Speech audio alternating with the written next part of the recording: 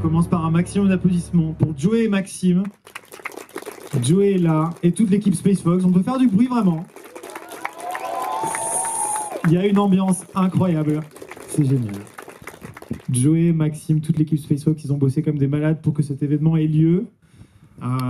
Évidemment, il ne fait pas froid puisque vous êtes munis tous de vêtements Space Fox très chauds et très peu chers, sauf pour les deux avant avec du unicorn, mais c'est pas grave. Ça commence très bien. J'ai installé un mood.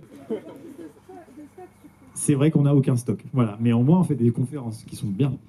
Alors, sur ma gauche, j'ai deux invités de marque qui vont vous parler de plusieurs sujets différents. Vraiment, on a de la chance de les avoir, vraiment. Je pèse mes mots.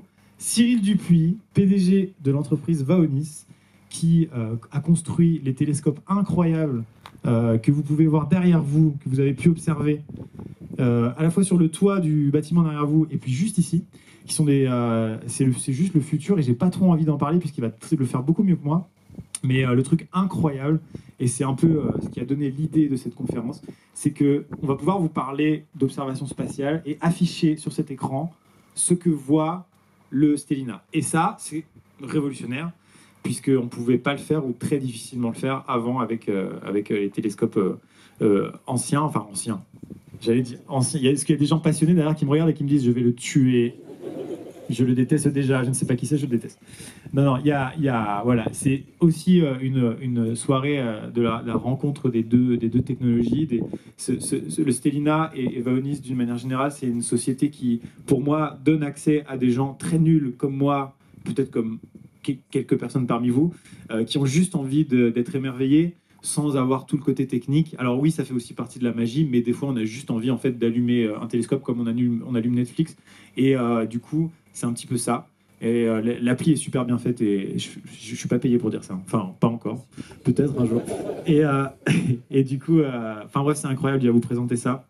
Et c'est vraiment le produit qui a donné l'idée de l'événement finalement parce que on va pouvoir vous observer des choses ensemble ce soir. En plus, et là j'ai envie qu'on applaudisse l'univers, plus la Terre, plus Evelyne Delia et Catherine Laborde pour ce temps qui est incroyable.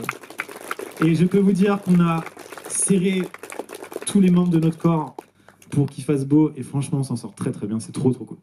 Donc voilà, Cyril. Et ensuite Stardust, c'est la chaîne Stardust, sur Twitter c'est Astrovicnet et dans la vraie vie c'est Vincent, on peut dire ça.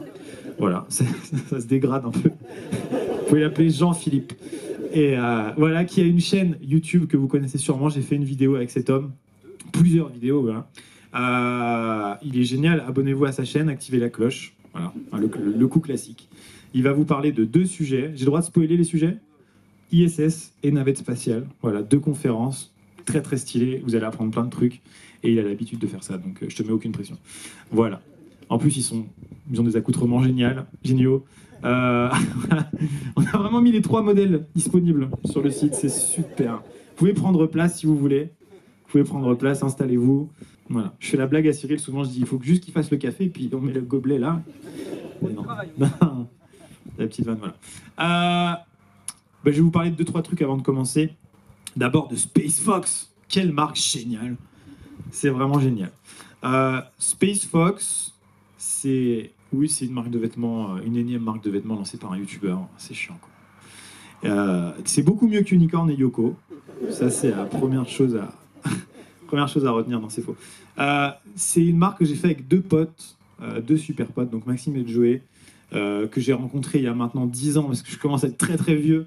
Et tous les 3, on a eu beaucoup de soirées, peut-être un petit peu alcoolisées, où on parlait d'étoiles et de trucs, de théories incroyables, et sur des pages Wikipédia très très perdues. Et on a toujours été émerveillés par ces sujets-là, on a toujours parlé très librement de ces sujets-là, et au-delà juste de lever la tête, c'est genre imaginer des mondes perdus, imaginer des théories perdues. Bref, ta seule limite, c'est l'imagination, et je vais citer... comment il s'appelle? La citation, c'est Hawkins, ok? Donc bon, Hawkins, il n'était pas physiquement dans des bonnes... Vous voyez qui c'est, hein? On peut afficher une photo, non? Mais bon, voilà, c'est le mec dans son fauteuil roulant qui est un peu comme ça, mais qui est très intelligent. Et il avait dit, mais moi, je m'en fous d'être dans un fauteuil roulant et d'être handicapé parce que je peux voyager avec ça et j'ai juste à imaginer. Alors que le mec est astrophysicien, c'est un peu furieux. Et donc, bref, il disait, voilà, moi, je voyage avec mon cerveau à travers l'univers, il me faut que ça, c'est le meilleur vaisseau spatial qui existe. Et c'est vrai, et je trouve ça incroyable. C'est pas exactement ça la citation, mais en gros, voilà. Donc, Space Fox fait avec deux potes. Voilà, on adore l'espace, on s'est dit, let's go. Alors évidemment, on a fait nos études. On est resté évidemment très très potes, très très proches. Et puis au bout de quelques années, je suis allé les voir et je leur ai dit voilà, j'ai envie de faire un truc sur l'espace. Ça va coûter de l'argent. J'ai envie de faire ça là par exemple comme ce soir, mais ça coûte de l'argent. Et qu'est-ce qu'on peut faire comme projet qui génère du coup de l'argent et qui permet de financer des trucs cool? Et ben, marque de vêtements, ça paraissait naturel. C'était un moyen de s'éclater. Donc du coup, on s'est dit ok, on fait une marque de vêtements sur l'espace. Là, on a fait des brainstorming sur brainstorming sur brainstorming pour trouver des idées de noms. Est-ce que vous trouvez le nom cool? Parce que vraiment, on en a chié. Ok, ça va, c'est bon. Parce que, est-ce qu'on a des anecdotes de noms nuls? Ouais, on a des trucs horribles.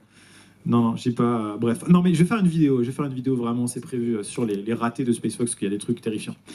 Ouais, c'est terrible. Donc voilà, on a créé ça. On a lancé la marque et on s'est dit, on va essayer de financer des choses. Donc on a plein d'idées en tête, ça prend beaucoup de temps. Déjà, on a envoyé une personne, on n'a pas encore envoyé, mais il a gagné un vol 0G. Donc là, on va envoyer quelqu'un dans un vol 0G, c'est complètement ouf. C'est trop trop cool. Ça, c'est le deuxième gros truc qu'on voulait faire, c'est une conférence sur l'espace. Et on avance comme ça petit à petit. Il y a encore plein de projets qui arrivent, totalement cool. On est vraiment passionnés par ça et tout. Mais 99% du taf, c'est Maxime, Joey et toute l'équipe qui le font, parce que moi je suis youtubeur, je fais rien, je dors jusqu'à midi, donc forcément, non c'est faux. Je travaille beaucoup, je pense, mais c'est eux qui font vraiment tout le taf, donc cette marque prend vie grâce à eux. Et le défi, c'était de proposer du coup des vêtements qui sont quand même un peu techniques, c'est-à-dire que quand tu les mets, tu fais ouais, je pourrais aller dans l'espace avec, en fait pas du tout. Hein. Donc voilà, c'est pour ça qu'on a fait cette découpe en fait, là vous avez, je vois plein de Space Fox, c'est très très cool, à part vous. Et je vois plein de découpes comme ça sur les suites, c'était vraiment ce côté, faire un vêtement technique, comme si tu pouvais aller dans l'espace avec. Comme ce magnifique bomber, d'ailleurs, avec la... C'est nouveau, hein, voilà. Avec la checklist de ce qu'il faut faire quand tu arrives sur Mars. Voilà. Et du coup, c'est la checklist qui est inspirée de la vraie checklist de Neil Armstrong quand il a posé le pied sur la Lune, juste avant de sortir du LEM, si je ne m'abuse, tu me reprends. Hein. Il a checké si tout était bon avant de poser le pied. Et c'est stylé. Du coup, on a repris ce truc-là. C'est ce genre de délire de narration à travers le vêtement qui nous faisait kiffer. Et c'est ça qu'on essaye de faire dans nos vêtements. Voilà pour la partie placement produit. J'espère que ça vous a plu. Maintenant, je voudrais vous parler un petit peu de qu'est-ce qui fait qu'on en est là et qu'est-ce qu'on fout là, en fait, tout simplement. Hormis SpaceFox. Moi, j'ai toujours été fasciné par ces sujets-là depuis très très petit. Et quand j'étais ado et tout, j'ai toujours kiffé ça, vraiment incroyable. Et j'ai demandé à Noël, quand j'étais, je sais pas, c'était il n'y a pas très très longtemps, il y a peut-être 10 ans environ, un télescope. Voilà. Et c'est ma femme actuelle qui me l'a offert d'ailleurs. Et je l'ai eu, c'était génial. Sauf que un télescope, c'est quand même un petit peu chiant à manier. Quand tu t'y connais pas et quand tu es un peu feignant comme moi, c'est quand même un petit peu chiant. Il faut quand même s'y mettre. C'est une vraie passion, relativement compliquée quand tu ne t'y connais pas. Et donc, j'avais un petit peu la flemme de sortir dehors et de me mettre comme ça, aller à Saint-Saturnin-sur-Loire. Enfin, tu vois, déjà le nom de la commune, ça fait flipper. Donc, j'avais la flemme de faire ça. Et il était dans ma chambre et tout, et au bout d'un moment, je dis, il faut quand même que je m'en serve, quoi. C'est con, c'est fait pour ça. Et donc là, c'est fou parce que cette soirée-là a été un déclic réellement dans ma vie, et c'est un hasard total. Mais du coup, je prends mon télescope, je le mets devant ma seule fenêtre de ma chambre, tu vois, et genre, c'est une fenêtre, c'est même pas un Velux, c'est une fenêtre qui pointe genre très très bas, tu vois, genre, c'est improbable, quoi. Et je vois un point comme... elle est où, Saturne? Au-dessus du Projo, ouais, c'est pour ça que je la vois pas. Bref. Et donc, je vois un point comme ça, je positionne le télescope, je pointe un peu complètement à l'arrache avec l'appli carte du ciel complètement pété, et je regarde, et là, qu'est-ce que je vois? Saturne. Je vois pas un point blanc, et je me dis, mais c'est quoi ce truc de fou? Vraiment, dites-vous que j'étais tellement nul, finalement, je me disais, c'est pas possible de voir de sa chambre dans les pires conditions avec les lampadaires qui polluent et tout. Saturne, les gars! Pardon, allô? Vraiment, je me suis réveillé. Je me suis dit, mais attends, sans aucune compétence et totalement de manière random, je vois Saturne de ma chambre, c'est ouf.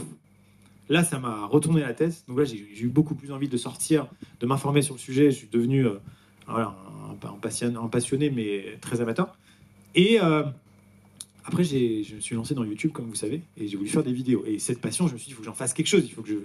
Comment je fais pour montrer aux gens Saturne? Comment je fais pour ce déclic que j'ai eu dans ma chambre? Comment je fais pour le partager aux gens? Parce que c'est ça ma plus grande source d'inspiration, c'est qu'est-ce qui m'a marqué dans la vie et comment j'essaye de le transmettre aux gens. C'est ce qui m'a fait ça avec la réalité virtuelle.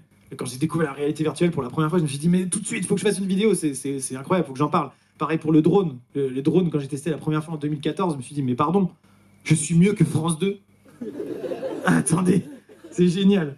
Et donc, c'est vraiment ce même déclic que j'ai eu avec le télescope. Et donc là, je me suis dit, Maxime, tu vas faire tous les forums du monde et tu vas faire une vidéo sur les télescopes, ça va être génial. Donc j'achète un télescope en frais de société, les gars, avec l'argent, la YouTube Money. J'achète un Célestron, bref, un truc à 2000 balles, quoi, que je ne sais pas utiliser. C'est génial.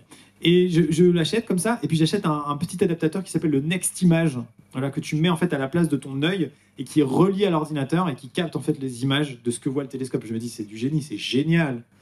Mais en fait, c'est l'enfer. C'est la pire chose au monde. C'est-à-dire qu'en fait, il faut prendre une photo en longue exposition pendant que ça compense le mouvement de la Terre. Ensuite, il faut manuellement empiler les images les unes sur les autres pour obtenir de la luminosité. J'ai arrêté tout de suite. J'ai eu 1, 2, 3 tentatives, j'ai fait non, c'est stop, je ne ferai pas ça, je ne peux pas, c'est trop compliqué pour moi. Et il y a des gens qui sont très forts et très calés et qui font ça, qui sont juste derrière vous, et vous irez voir tout à l'heure à quel point c'est faisable quand même. Et ça, quand on sait s'en servir, c'est génial de pouvoir faire ça, mais c'est pas du tout accessible à tous. Et il se trouve que je vais au CES à Las Vegas, c'est plutôt sympa, et donc j'arrive comme ça, donc c'est plusieurs années plus tard, hein, oulala, oui. Et j'arrive comme ça, et... Ah oui, alors l'anecdote est un peu triste. Attends. C'est que, donc j'arrive comme ça à Las Vegas, CES, donc c'est le salon des nouvelles technologies à Las Vegas. Je faisais une vidéo pour Rhino Shield. Pour ceux qui connaissent, c'est des coques de téléphone qui n'ont rien à voir. Et donc comme ça, j'arrive et je vois le stand Made in France et tout, trop stylé. Et je vois... Ah bah non, c'est même pas moi qui vois, mais bref, c'est ma femme qui voit.